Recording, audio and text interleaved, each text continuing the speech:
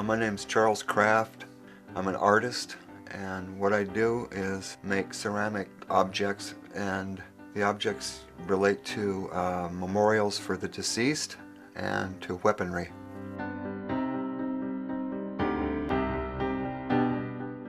I do this memorializing of the deceased using human bone china, which is a substance that I sort of hit upon as I was researching the history of china making. What we're going to do today is we're going to use some of this fellow. His name was Warner Lindholm. He was born in 1929 and he died in last year, 2006. And he was a very good friend of mine. He came to the decision before he died that he would like to be memorialized by me in the form of a Tibetan Buddhist Vajra. Warner was my neighbor. He lived in the neighborhood, and he used to come over here and like visit with me on a weekly basis, sometimes, you know, twice a week, and we used to like to walk a lot together. I'm gonna put some of Warner's ashes that I've prepared in this ball milling machine, because I have to have a finer powder.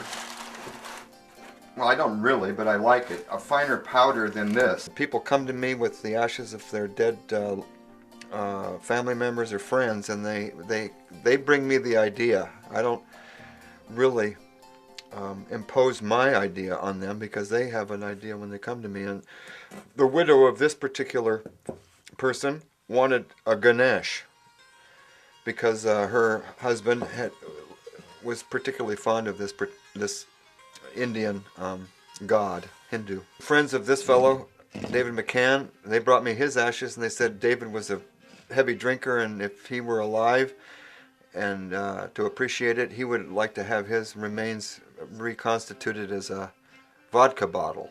So I did it. You know, they brought me the idea about doing a vodka bottle for David, and I just followed through with it because that was what they ordered. This is Dr. Robert Thornberry. He's a veterinarian. His son brought me his ashes and requested that I make him into a bulldog. See, like, these didn't get chopped up. Oh, look. Here's something. See that? That's a staple, and I don't know what that's about, but that was in the ash content. I used crematory ash in a porcelain clay body to slip cast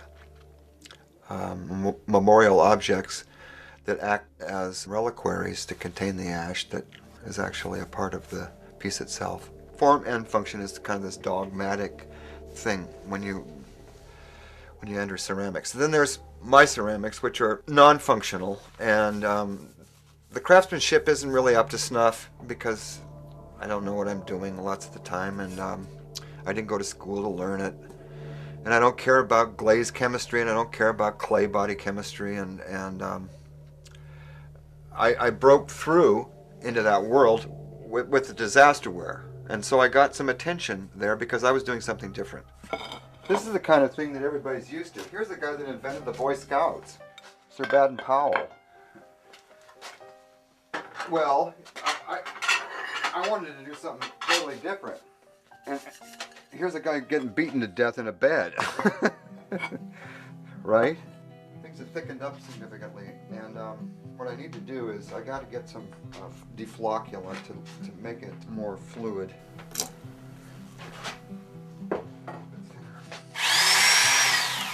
Man, that looks funny.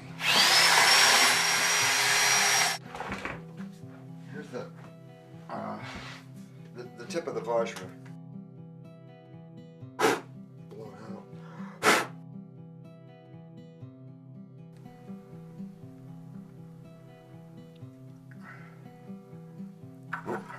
Okay.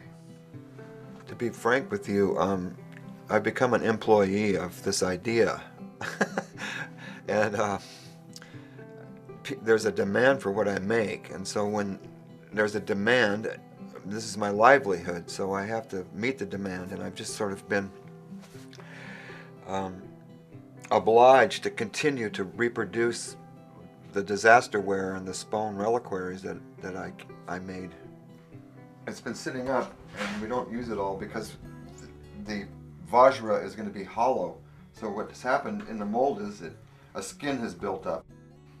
And I'm going to pour what I don't need back into the... It plops because I get the mixture too thick, but... I've always just been a little bit odd, you know, even when I was a kid, my interests were just a little bit different than average. And for some reason, I'm a born smart aleck, and I can't take anything seriously. And part of what I do is kind of cynical satire. There, see that? That's that. I mean, there's cynicism and there's satire in it. So it's actually kind of really black comedy is what I'm up to. And that's the way I've been since I was a kid. And if you ever talk to anybody that knew me when I was 6 years old, I was doing the same stuff back then that I'm doing now.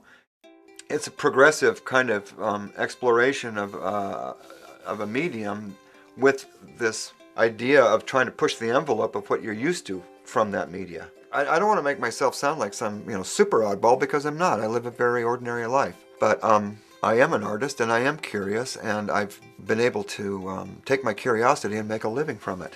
This is the secret. It's tracing. So the pattern's been transferred. It takes a little bit of steadiness. He was very curious about spiritual things, and he had studied a lot, and he ended up dying a Buddhist. I'm a little bit ahead of the curve on things, and I always have been, on fads and the zeitgeist. And so I've watched people take my idea about conceptual ceramics to another level. Now this is going to turn blue. When we see this again, it'll be blue. Let me stop the camera. 1816 degrees Fahrenheit.